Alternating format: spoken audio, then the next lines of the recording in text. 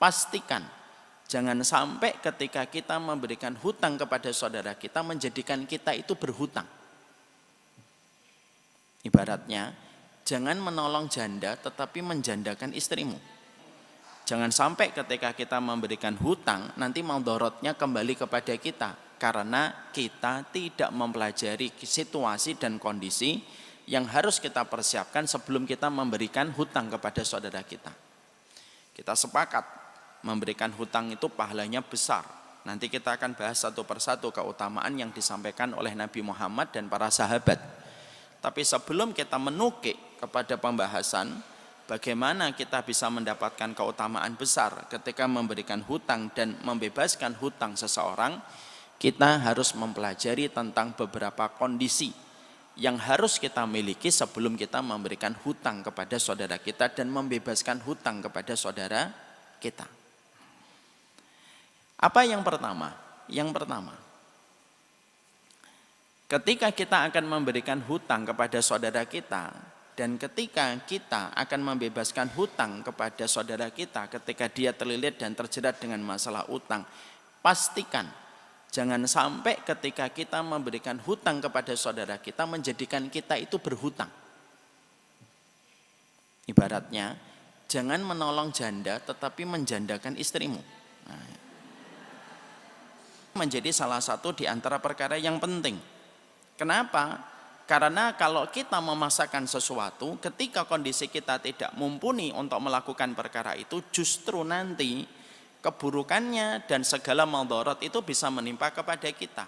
Makanya ketika kita memastikan untuk membebaskan utang orang dan ketika kita akan memberikan hutang kepada saudara kita, pastikan semua kewajiban kita telah kita tunaikan dengan baik dan pastikan pula dengan kita memberikan utang dan membebaskan utang tidak menjadikan kita dan istri kita berhutang. Jangan sampai ada karakter seorang istri, dia banyak memberikan hutang kepada orang lain karena dia tertarik dengan pahala besar ketika memberikan hutang, tanpa dia sadari apa yang dia lakukan itu merusak kecukupan yang ada pada keluarganya dan akhirnya sang suami itu kerepotan menghadapi istrinya yang suka memberikan hutang tanpa memperhitungkan dengan baik segala rezeki yang telah didapatkan di dalam keluarga itu. Karena kita juga harus paham, infak itu tidak boleh sampai kita itu melampaui batas. Mari kita belajar di dalam surat Al-Furqan. Mari dibuka surat Al-Furqan. Ayat 67. Dibaca Ibu.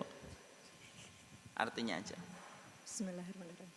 Dan termasuk hamba-hamba Tuhan yang Maha Pengasih, orang-orang yang apabila menginfakkan harta, mereka tidak berlebihan dan tidak pula kikir. Di antara keduanya secara wajar. Ya. Allah menyampaikan kepada kita di dalam surat Al-Furqan 67, walladzina idza anfaqu lam yusrifu wa lam yaqturu wa kana baina dzalika qawama. Hamba-hambanya Allah yang Maha Pengasih itu ketika mereka memberikan hutang kepada saudara mereka, lam yusrifu wa lam yaqturu. Mereka tidak terlalu berlebihan tapi juga tidak terlalu pelit. Wa kana baina dzalika qawama, tetapi mereka itu di pertengahan. Jadi maaf Ibu, kalaupun kita mengetahui bahwasanya sedekah itu memiliki nilai keutamaan yang besar di dalam kehidupan agama kita, kita diberitahu oleh Allah, jangan sampai ketika kita infak itu habis-habisan. Kita infakkan mobil kita infakkan rumah kita habis, setelah itu kita menjadi peminta-minta dan pengemis. Nah ini tidak benar. Makanya kalau kita mengatakan, Ustadz kan Abu Bakar menginfakkan semua hartanya Ustadz. Itu Abu Bakar. Dengan tingkat keimanan dan bagaimana dia sudah selesai dengan urusan dunianya. Tapi kita yang imannya tidak sebagaimana keimanan yang dimiliki sama Abu Bakar, maka Allah memberitahukan kepada kita, walladzina idza anfaqu wa lam yusrifu wa lam yaqturu wa kana baina dzalika qawama. Kalau kamu infak, jangan terlalu banyak yang menjadikan kamu hartanya habis, jangan terlalu sedikit yang menjadikan kamu pelit, wa kana baina dzalika qawama, tetapi di pertengahan. Kalau kamu punya 10 miliar, maksimal 6 miliar. Kalau kamu punya 100 juta uang kamu, maka maksimal 50 sampai 60 juta. Tetap ada yang kita tinggalkan untuk istri kita, tetap ada pula yang kita tinggalkan untuk anak-anak kita. Makanya kata Umar bin Khattab radhiyallahu anhu, aku lebih senang meninggalkan warisan yang mencukupkan anakku sehingga anakku tidak menjadi pengemis, itu lebih aku cintai daripada aku berinfak seluruh hartaku tetapi setelah itu anakku menjadi pengemis dan peminta-minta setelah aku meninggal dunia. Sehingga kaidah yang pertama, kalau ingin membantu hutangnya orang, jangan sampai menjadikan kita berhutang. Hutang berapa, Mbak? 2M. Ya udah, Mbak, saya transfer. Uang dia cuma 2,1 M. Ditransfer 2 miliar, tinggal 100 juta. Setelah itu akhirnya dia tidak bisa taklim, tidak bisa ikut tenang di dalam rumahnya. Kenapa? Kebutuhannya menjadi berantakan. Allah tidak menyuruh kita membebani diri kita dengan perkara-perkara yang Allah tidak wajibkan kita ketika memberatkan diri kita. Jangan takalluf, jangan membebani diri kita berlebihan dengan beban yang Allah tidak syariatkan untuk kita. Allah tidak suka. Makanya kalau ada laki-laki berkata, saya nggak mau nikah supaya bisa fokus sama Allah, Allah tidak suka. Kalau ada seseorang yang mengatakan saya tidak mau tidur supaya setiap malam saya bisa tahajud sama Allah, Allah tidak suka. Saya pengennya setiap hari saya puasa dan tidak mau makan supaya saya perutnya kosong hanya untuk Allah, Allah tidak suka. Allah itu tidak mencintai sesuatu yang sifatnya berlebihan. Saking sayangnya Allah kepada kita, sesuatu yang berlebihan itu ditahan sama Allah. Makanya Allah memberikan contoh kepada kita, ada Nabi Muhammad, beliau menikah, beliau tidur, beliau sehari puasa, sehari tidak. Dan itu yang dicontohkan oleh Nabi. Kenapa? Karena agama kita tuh semangatnya jangan sampai kita ekstrim dalam satu perkara melebihi takaran yang ditentukan oleh Allah dan Rasul. Ada agama lain yang mereka pendetanya tidak menikah, justru Allah tidak suka. Kalau ada seseorang tidak menikah, bagaimana dia akan bisa menyampaikan tentang konsep bermuamalah dengan seorang wanita kalau saja dia tidak menikah? Kalau dia tidak nikah, tidak punya anak, pemuka agamanya nanti tidak tahu bagaimana caranya ngajarin anak kalau dia tidak punya anak. Kalau ada pemuka agama tidak menikah, maka akhirnya yang terjadi adalah bagaimana dia mengatur syahwat yang Allah anugerahkan kepada dirinya ketika dia tidak menikah. Makanya Nabi Muhammad diperintahkan menikah, Nabi Muhammad diperintahkan untuk tidur, Nabi Muhammad diperintahkan untuk makan. Jangan takalluf. Takalluf itu tidak baik. Takalluf itu tidak baik. Ibu sampai akhirnya dalam kondisi ketika punya satu rumah, lalu ada seseorang adiknya ibu memiliki hutang. Ibu jual rumahnya ibu, lalu ibu ngontrak. Dan ibu pasangkan suaminya untuk menuruti keinginan ibu. Ayo mas, kita bantu adikku. Nanti kalau kamu nggak bantu adikku, kamu tidur di luar. Ini gitu. Lalu akhirnya dijual rumahnya. Lalu akhirnya ibu ngontrak.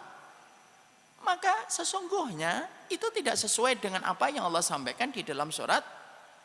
Yang kedua, kondisi yang penting ketika kita memberikan utang adalah orang yang memberikan hutang harus siap dengan kondisi terburuk yang dia dapatkan ketika memberi hutang. Apa kondisi terburuk?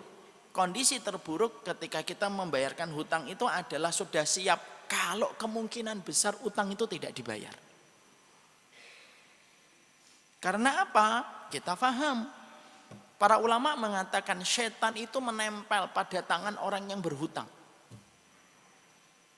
Kenapa setan itu menempel pada tangan orang yang berhutang? Karena orang yang berhutang itu dibuat berat tangannya untuk membayarkan hutang. Berapa banyak? Seseorang itu berkata begini. Dia mengatakan gini, saya utang 500.000, gaji saya 3 juta. Nanti kalau gaji saya sudah turun, saya bayar 500.000 itu. Biasanya omongan orang yang akan berhutang itu ringan ketika dia belum mendapatkan hutangnya. Ketika akhirnya hutang 500 sudah didapatkan ibu, lalu dia mendapatkan gaji 3 juta. Apakah dia mentransfer 500.000 itu gampang atau berat? Nah ini pelakunya. Nah, kan? Membayarkannya berat atau tidak berat? Berat. Karena setan itu ternyata bukan hanya menggoda laki-laki dan perempuan ketika berzina. Setan itu bukan hanya menggoda seseorang untuk meninggalkan sholat. Setan itu bukan hanya menggoda kita supaya kita tidak menutupin aurat. Setan itu bukan hanya menggoda seorang untuk minum khamr. Enggak.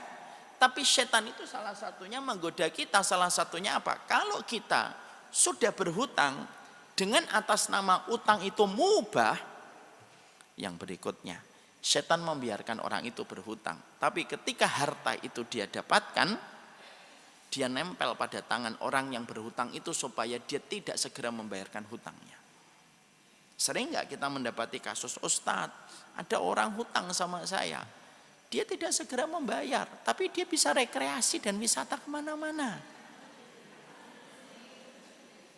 Tidak setiap orang itu takut dengan sebuah ancaman utang. Utang itu menjadikan kamu nanti tidak disolati. Utang itu menjadikan perjalanan kamu menuju kepada Allah itu akan terhalangi. Tidak setiap orang memiliki rasa takut terhadap perkara itu, Bu. Dan kita tidak pernah tahu. Karena terkadang ada orang yang sudah berhutang kepada kita menampilkan wajah yang tidak sama dengan wajah yang dipakai ketika dia harus membayar utang. Tidak usah ngomong betul, Bu. Betul memang saya. Makanya yang kedua, yang kita harus persiapkan adalah jangan sampai hutang itu menggerogoti kesehatan hati kita. Menurunkan kualitas kesehatan kita. Gara-gara berhutang niatnya baik, tapi ujungnya malah buruk untuk kita. Berapa banyak orang yang berniat baik, ujungnya malah dia mendapatkan dosa. Kenapa? Dia tidak siap dengan konsekuensinya. Yang namanya perbuatan baik itu bukan hanya di awal. Perbuatan baik itu ada 3 fase, Bu. Ada di awal, ada di tengah, ada di akhir. Ada orang yang terkadang perbuatan baiknya itu di awal baik, di tengahnya gagal, di akhirnya berantakan. Niatnya memberi hutang, dan dia tidak siap dengan konsekuensi untuk tidak dibayarkan hutang itu. Apa yang terjadi? Akhirnya dia mencaci, maki, mencela, lalu akhirnya juga berakibat kepada dirinya. Dia memikirkan bagaimana utang itu tidak segera dibayar. Emosinya meledak-ledak setiap malam, emosinya tidak terselesaikan. Dan akhirnya bisa menggerogoti kehidupan kita di masa senja. Ingat loh, Bu, tadi kan saya sempat dengar dokternya bicara tentang cancer. Semua penyakit berat itu salah satu pemicunya adalah emosi yang tidak pernah terselesaikan. Jadi kalau kita sudah memberi hutang, kita harus siap konsekuensinya. Yang kita harapkan itu adalah Allah semata. Karena apa? Ada 2 kemungkinan. Dia membayarkan lalu bertambah cintanya kepada kita. Atau yang kedua, dia tidak membayar dan akhirnya menjadi musuh nyata untuk kita setelah sekian lama kita berteman dan bersahabat dengannya. Yang ketiga, yang kita harus mengerti tentang masalah hutang itu apa?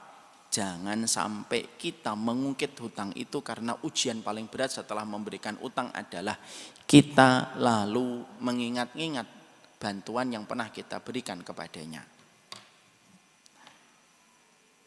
Mari kita buka di dalam surat Al-Baqarah 264. Wahai orang-orang yang beriman, janganlah kamu merusak sedekahmu dengan menyebut-nyebutnya dan menyakiti perasaan penerima. Seperti orang yang menginfakkan hartanya karena ria atau pamer kepada manusia, dan dia tidak beriman kepada Allah dan hari akhir.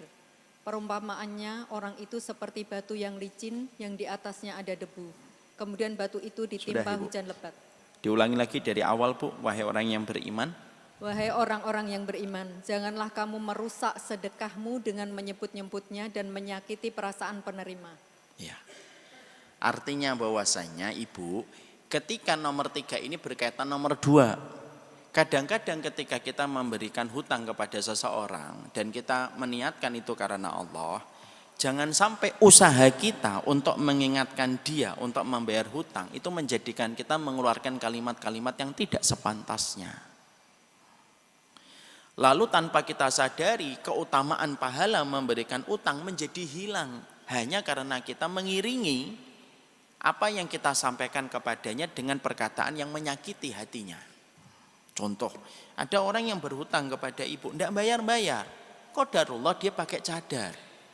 Lalu ibu menyalahkan cadarnya. Alah mbak, lebih baik kayak saya, nggak usah pakai cadar, tidak punya utang mbak. Daripada kamu pakai cadar utang nggak bayar-bayar. Ini jangan. Ada seorang yang utang sama bapak, lalu ternyata bapak itu ternyata suka ngaji. Lalu suka kita menyebutkan, biasanya saya sering sekali baca di komen itu. Saya punya teman rajin ngaji tapi sekali yang bayar utang susah. Kenapa kita harus menyalahkan syariat yang lain?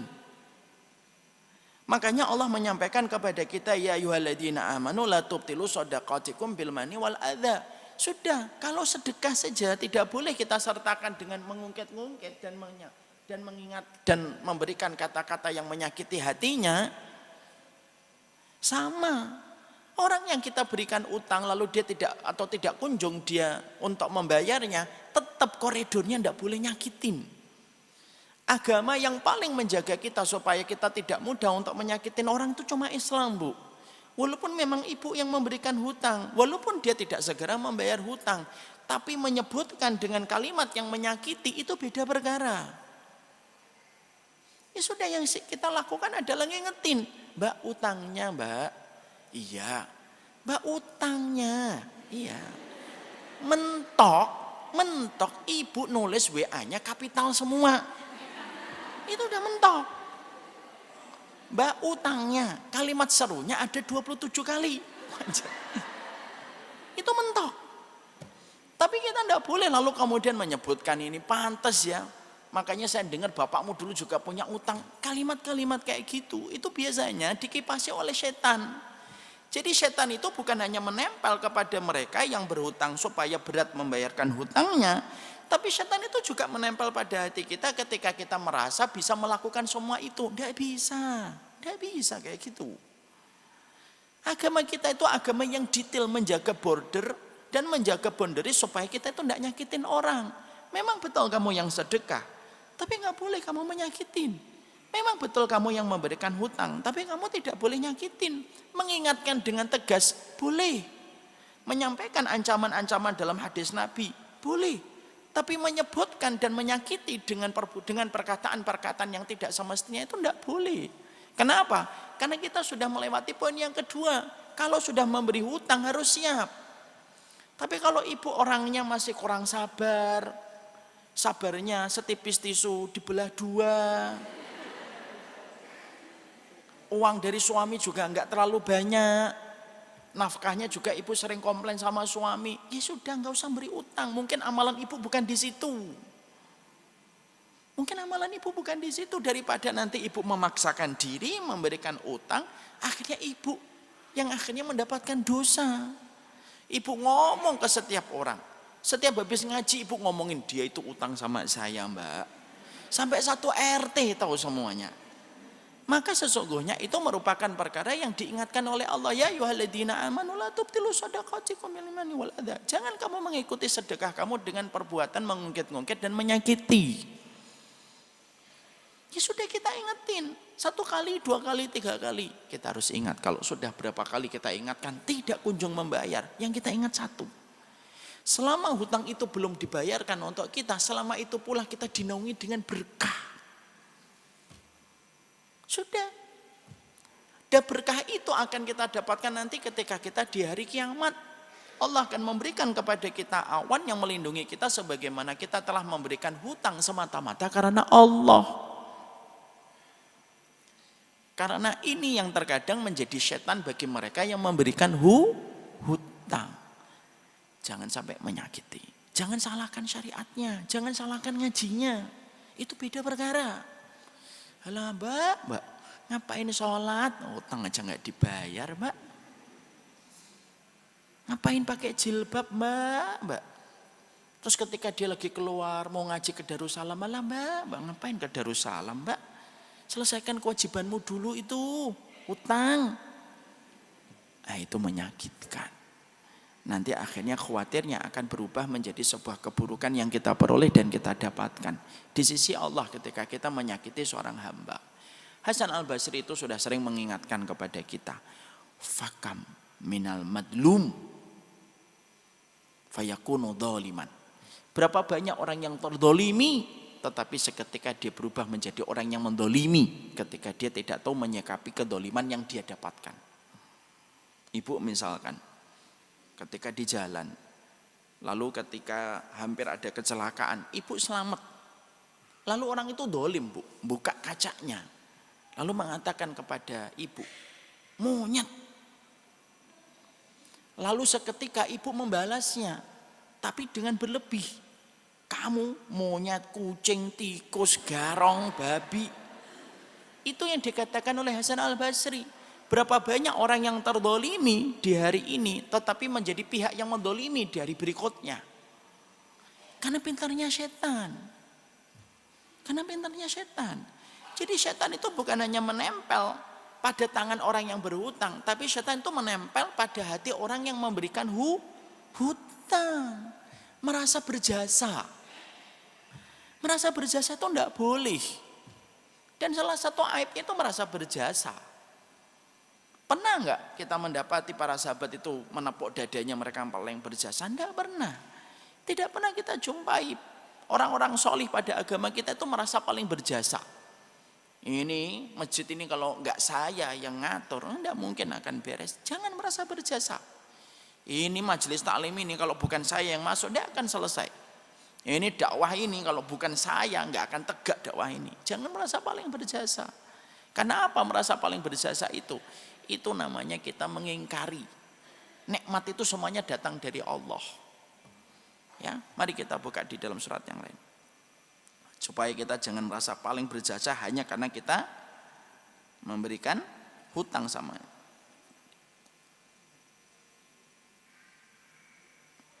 Dibuka di dalam surat An-Nahl 83.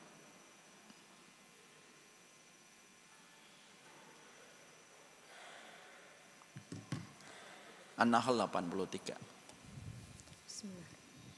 Mereka mengetahui nikmat Allah, kemudian mereka mengingkarinya dan kebanyakan mereka adalah orang yang ingkar kepada Allah. Ya'rifuna nikmatallah summa yungkirunaha. Manusia itu tahu nikmat itu datangnya dari Allah, tetapi mereka mengingkari semua kenikmatan yang datang dari Allah itu. Mengingkari kenikmatan dari Allah itu apa? Salah satunya ketika dia mengatakan bahwasanya kenikmatan itu datang dari kehebatannya, datang dari kelebihannya, datang dari jasanya. Padahal semua kenikmatan itu pun datang dari Allah. Kita memberikan hutang kepada orang, itu pun hartanya Allah. Kita tidak ada partisipasi di situ. Allah yang memberikan harta itu kepada kita. Lalu kita akhirnya mengatakan bahwasanya kita karena kita memberi utang kepadanya, jangan merasa pernah memberi jasa kepada orang. Nah, inilah yang dinamakan tauhid di dalam kita beramal solih. 3 perkara ini termasuk salah satu perkara yang harus kita jaga betul di dalam kita berhutang. Dan yang keempat, yang penting dan yang terakhir dalam muqaddimah kajian kita hari ini. Yang keempat, yang paling penting adalah menuliskan catatan hutang itu.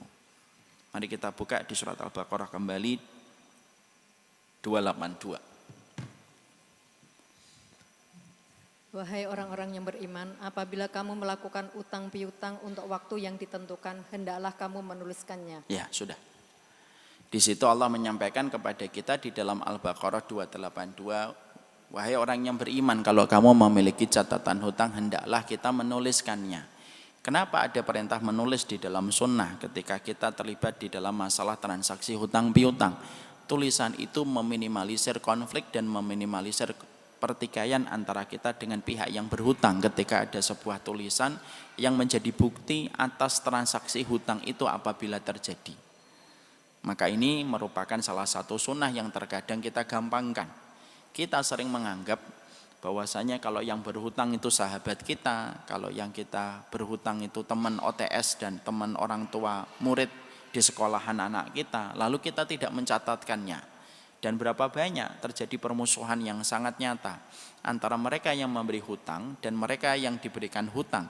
Lalu yang diberikan hutang merasa sudah mencicil separuhnya dan pihak yang memberikan hutang belum merasa bahwasanya yang berhutang itu mencicil dan membayarnya. Inilah yang menjadikan kita hutang sama siapapun hendaknya ditulis. Kecuali yang betul-betul kita merasa aman, tidak perlu ditulis. Tapi kalaupun kita merasa aman, saya lebih condong untuk mengatakan tetaplah ditulis. Kalau ada suami hutang sama kita ditulis atau tidak, Ustaz? Ya kalau ibu mau tulis silahkan. Ibu kalau misalkan ada suami minjem sama ibu, itu utang atau tidak utang? Utang. Ya, itu utang.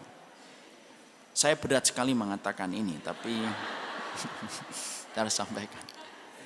Misalkan ada seorang ibu, dia mendapatkan warisan 1 miliar. Ya. Lalu suaminya mendekat kepadanya. Mah, iya, habis dapat warisan ya, tadi dari notaris ya? Iya, udah tahu nanya. Biasanya perempuan tuh kalau udah megang uang banyak itu sombong. Kecuali yang dirahmati oleh Allah. Dapat berapa mah? 1 M. Banyak ya mah? Iya. Saya boleh utang enggak? Gitu. Jadi ketika suaminya ngomong, saya boleh minta enggak? Dari 1 miliar itu 200 juta. Istrinya ngomong, enggak boleh. Dia tidak dosa. Cuma kebangetan jadi istri.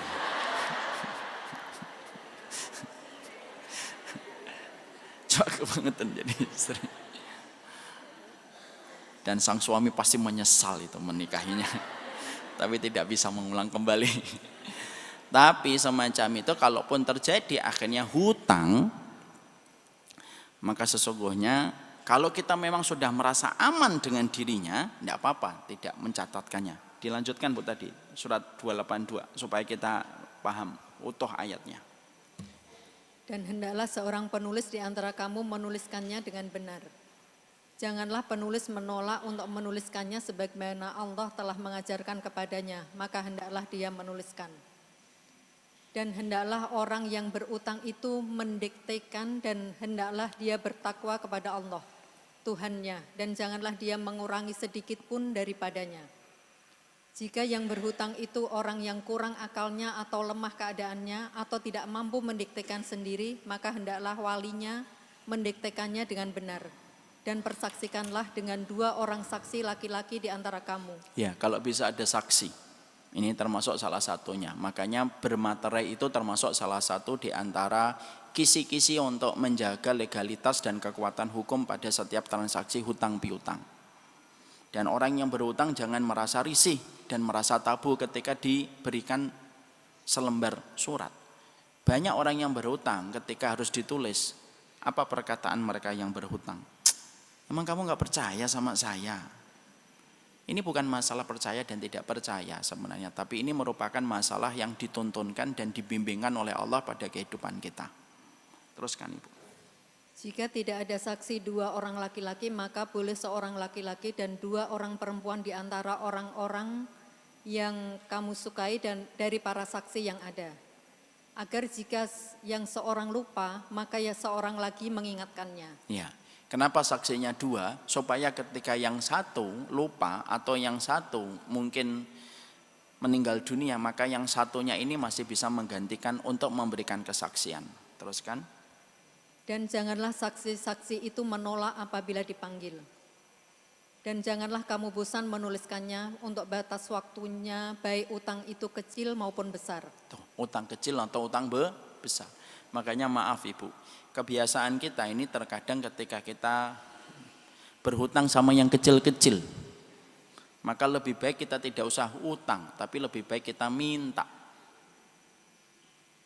Daripada kita mengatakan utang ya Mbak 5.000, setelah itu lupa. Lebih baik kita mengatakan minta 5.000, mau bayar parkir. Ya. Karena apa? Karena di sini dikatakan saghiratan atau kabiratan. Kecil ataupun besar itu kalau sudah tertunggak dengan nama, kalau sudah terucapkan dalam bentuk utang, dia jatuhnya hutang. Teruskan. Yang demikian itu lebih adil di sisi Allah, lebih dapat menguatkan kesaksian dan lebih mendekatkan kamu kepada ketidakraguan. Kecuali jika hal itu merupakan perdagangan tunai yang kamu jalankan di antara kamu, maka tidak ada dosa bagi kamu jika kamu tidak menuliskannya. Ya. Dan ambillah saksi apabila kamu berjual beli, dan janganlah penulis dipersulit dan begitu juga saksi. Ya. Jika kamu lakukan yang demikian, maka sungguh hal itu suatu kefasikan pada kamu. Ya. Dan bertakwalah kepada Allah. Allah memberikan pengajaran kepadamu dan Allah Maha mengetahui segala sesuatu. Ya. Jadi akhirnya disitulah kita memahami bahwasanya ketika kita merasa aman dan kita sangat percaya dengan orang yang berhutang, kita boleh tidak menuliskannya. Tetapi menuliskannya itu jauh lebih baik dan itu termasuk salah satu karakter dalam persoalan sunnah. Dan itu dapat meminimalisir pertengkaran dan konflik yang terjadi antara kita dengan mereka ketika kita mencatatkan dalam bentuk yang rapi. Ketika kita sepakat bahwasanya hutang itu merupakan masalah mubah tapi berdampak besar pada urusan dunia dan akhirat dan kehidupan surga seseorang, jangan pernah kita menganggapnya remeh kecuali kita menataknya dengan tatanan yang ditetapkan oleh Allah. Mencatatkan hutang bukan karena tidak percaya, mencatatkan hutang karena sesungguhnya mengamalkan sunnah itu memberikan keberkahan dalam setiap transaksi dan muamalah yang kita kerjakan. Dan itulah sejatinya yang kita periksa di dalam kita memberikan hutang.